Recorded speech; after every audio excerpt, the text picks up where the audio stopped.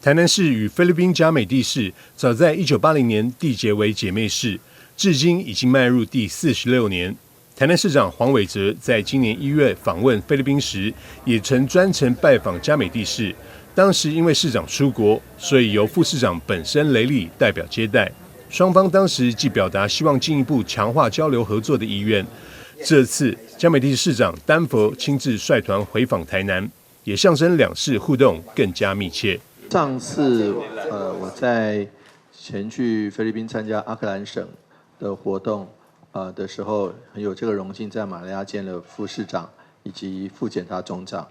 那我们就心里面我一直期待说，我们已经延续了46年的这个情谊，能够有更多更具体的方式，能够拓展这个友谊。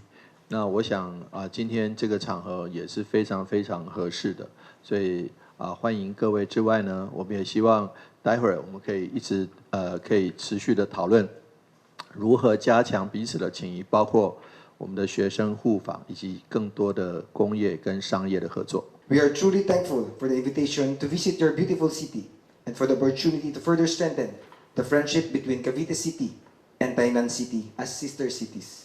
For your warm welcome and hospitality, we look forward for building an even stronger partnership between our cities in the years ahead. 会谈中，双方针对历史文化、学生交换以及工商业合作等面向交换意见。访问团一行10多人，也前往关庙区的大雅电缆公司参访，并听取企业简报。丹佛市长对于绿电产业发展表现出了高度兴趣。Can you show us more of the photos of your fishery and solar project?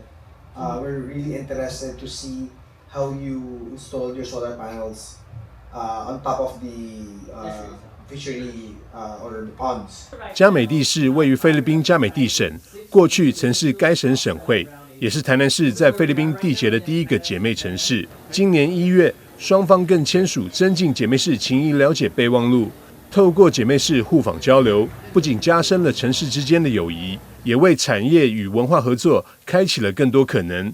台南与加美地市的互动，持续为城市外交再添新成果。